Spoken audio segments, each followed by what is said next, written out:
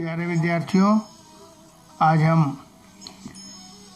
कबीरदास जी के दूसरे पद की व्याख्या एवं काव्य सौंदर्य बताने जा रहे हैं। संतो देखत जग बौराना, साँच कहे तो मारन धावे झूठे जगपतियाना।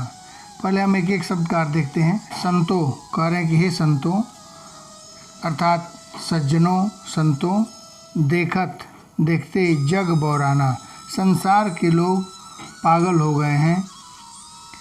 साँच मतलब सच, कहो माने कहना, तो मारन माने मारने, धावे माने दौड़ते हैं, मारने के लिए दौड़ाते हैं। झूठ कहे तो जग माने संसार के लोग, पतियाना मतलब विश्वास कर जाते हैं, मान जाते हैं। नेमी नियम का पालन करने वाला, देखना। धर्मी धर्म का पालन करने वाला देखा। प्रातः काल करते हैं स्नान। आत्म माने आत्मा, मार माने मार करके, अपने आत्मा की आवाज़ को मार करके। पखाने माने पत्थर को। पूजे माने पूजते हैं। उसमें कछु माने कुछ भी नहीं ज्ञाना, कुछ भी ज्ञान नहीं है। अपनी आत्मा की आवाज़ को दबा करके पत्थर को पूजते हैं। बहुतक माने बहुत से। हमने देखा। पीर औलिया धर्म गुरु, पीर औलिया से तात्पर्य है धर्म गुरु से। पढ़ते हैं किताब कुरान और किताब, मुसलमानों का पवित्र पुस्तक है कुरान, उसको पढ़ते हैं। के मुरीद का अर्थ होता है शिष्य। तदबीर का मतलब उपाय बताते हैं, अपने शिष्यों को उपाय बताते हैं।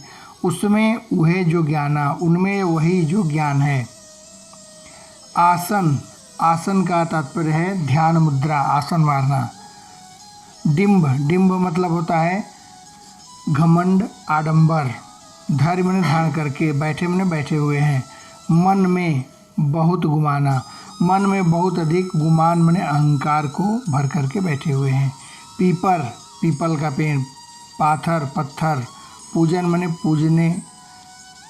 पूजते हैं। पीपर और पत्थर को पूजने लगते हैं। लागे माने लगना। तीर्थ। गर्व माने अहंकार, भुलाना। तीर्थ के अहंकार में भुलाना माने भूल जाते हैं।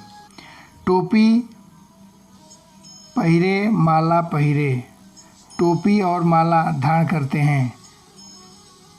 छाप तिलक अनुमाना, छाप तिलक मस्तक पर तिलक अनुमाना मतलब लगा लेते हैं। तो अब हम इसका भावार्थ देखते हैं। कह रहे हैं कि संतो देखत जग बौराना, कह रहे हैं कि हे संतो, हे सज्जनों, देखो संसार के लोग पागल हो गए हैं। कबीरदास जी सज्जनों को संबोधित करते हुए कह रहे हैं कि संसार के पागलपन से वे दुखी हैं, खिन्न हैं।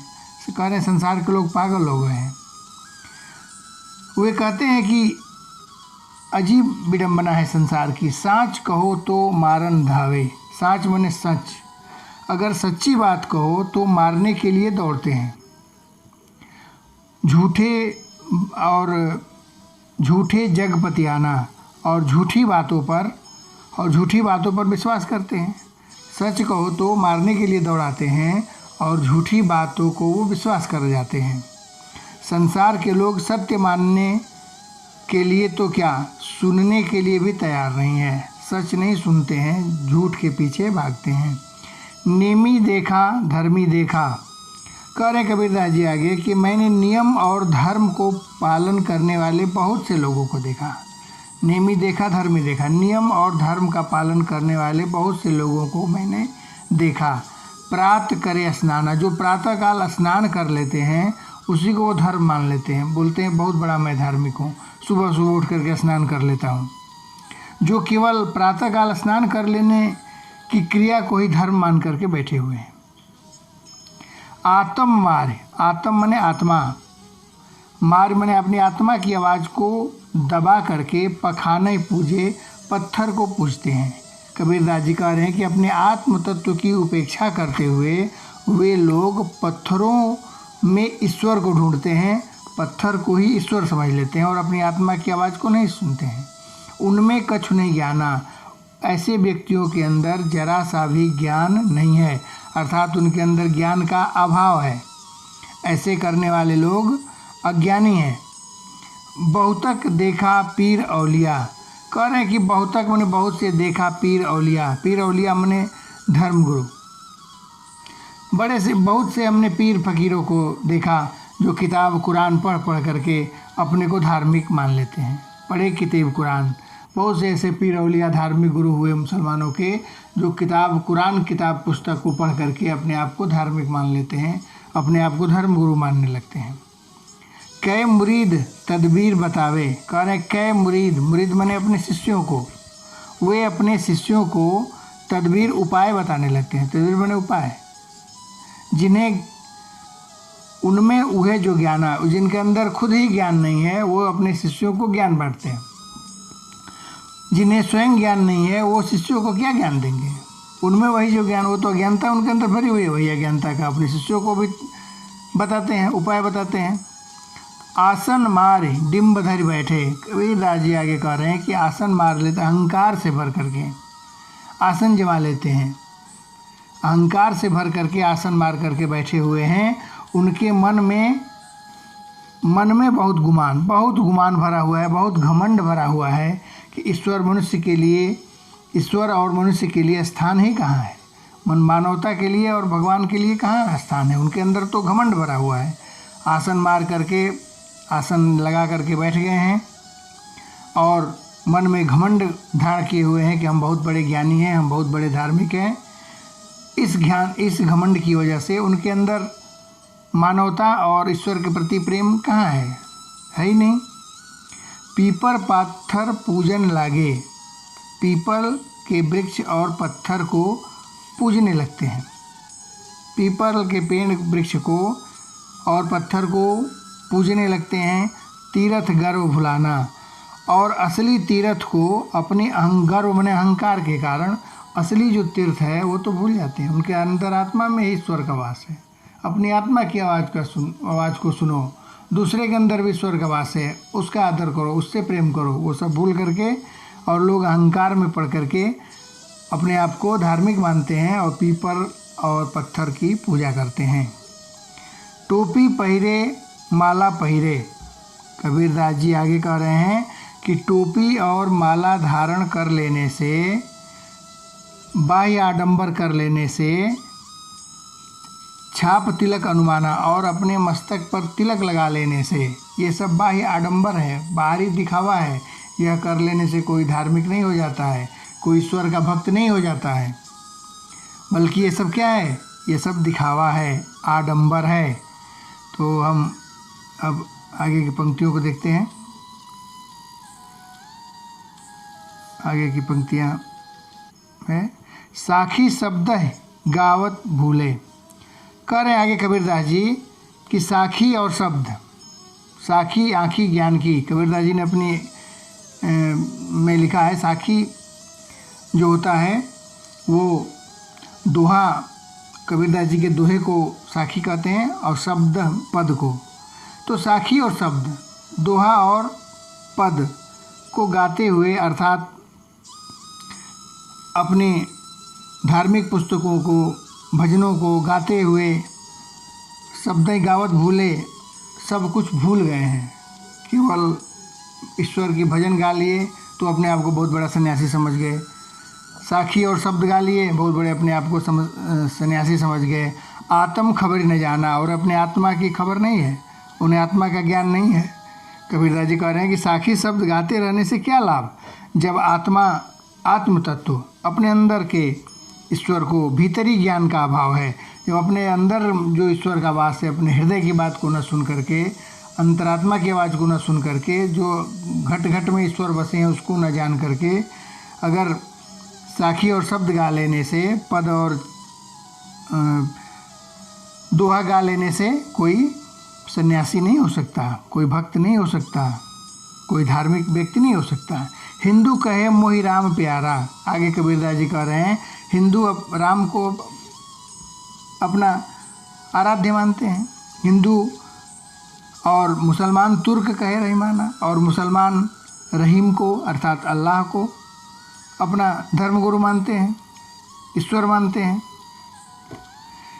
हिंदू मुसलमान परस्पर राम और रहीम के नाम पर उलझ जाते हैं, लड़ाई झगड़ा करते हैं। वो कहते हैं मेरा राम बड़े हैं, मुसलमान कहते हैं मेरे रहीम बड़े हैं, मेरे अल्लाह बड़े हैं, और इसी झगड़े में उलझ करके असली ईश्वर को तो पहचानते ही नहीं। आपस में दो लड़ मुए, कह रहे हैं कि दोनों आपस में लड़ करके मर गए, कितने चले गए। मर्म न काहू जाना, मर्म मने वास्तविकता को कोई नहीं जान सका कि ईश्वर कौन है, कहाँ है। हिंदू मुसलमान परस्पर राम रहीम के नाम पर लड़ते झगड़ते उलझ रहे हैं, उलझ करके मर गए। पर वास्तविकता यह है कि दोनों में से, हिंदू और मुसलमान दोनों में से किसी ने ईश्वर के मर्म मने रहस्य को नहीं जान सका। घर घर जाकर, करें आगे, घर घर मंत्र देत फिरत है, हर घर घर जा कर के मंत्र देते फिरते हैं। महिमा की अभिमाना, उनको महिमा का अभिमान है।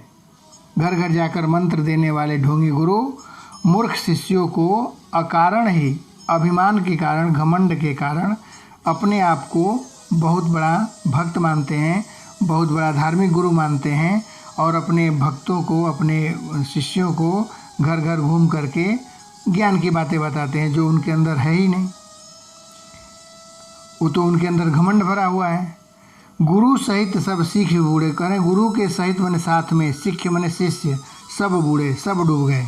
कबीरदास जी कह रहे हैं कि गुरु के साथ साथ सब शिष्य भी डूब जाते हैं। ऐसे गुरु जो अज्ञानता है उसके अंदर है, जिसके अंदर ज्ञान की खुद कमी है, और वो शिष्यों को ज्ञान की बातें बताएगा तो शिष्य के साथ, गुरु के साथ साथ वो शिष्य भी डूब जाएगा। और मृत्यु के समय अंतकाल पछताना, और अंत के समय अर्थात मृत्यु जब सामने आती है तो केवल पश्चाताप रह जाता है, केवल पछतावा रह जाता है। पछताना माने पश्चाताप या पछताना।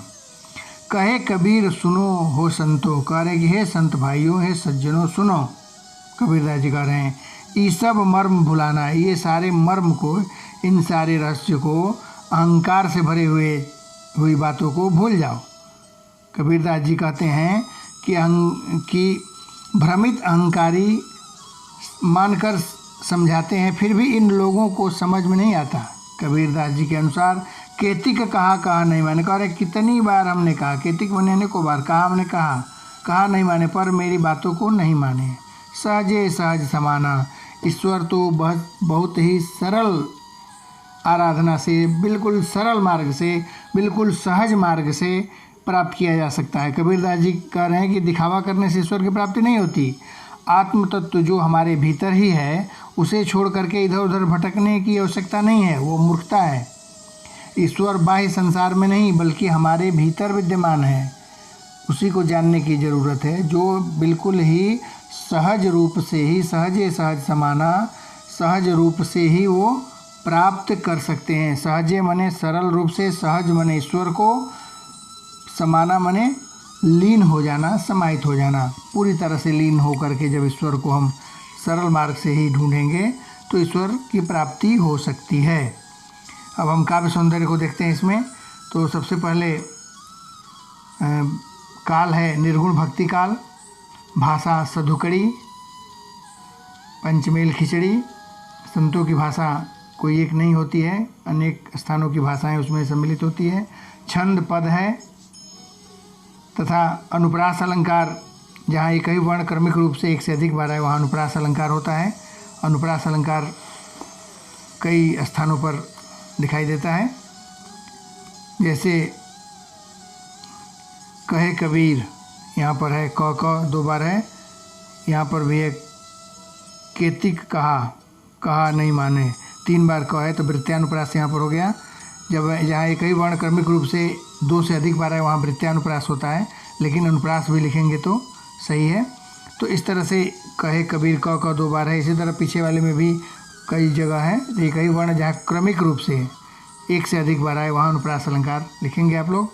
उसके बाद पुनरुक्ति है, पुनरुक्ति प्रकाश अलंकार है। लड़ लड़ करके यहाँ पुनरुक्ति है।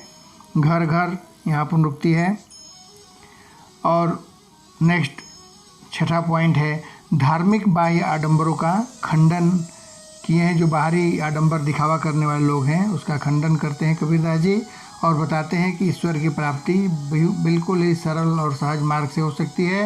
हर प्राणी के अंदर ईश्वर का वास है, इसे कहीं मंदिर मस्जिद में जाने की ढूंढने की आवश्यकता नहीं है, हर घट में ईश्वर का वास है। इस प्रकार से काव्य सौंदर्य एवं भावार्थ संपन्न हुआ। किसी भी तरह की कोई डाउट हो तो कमेंट में लिखें, यथाशीघ्र दूर किया जाएगा।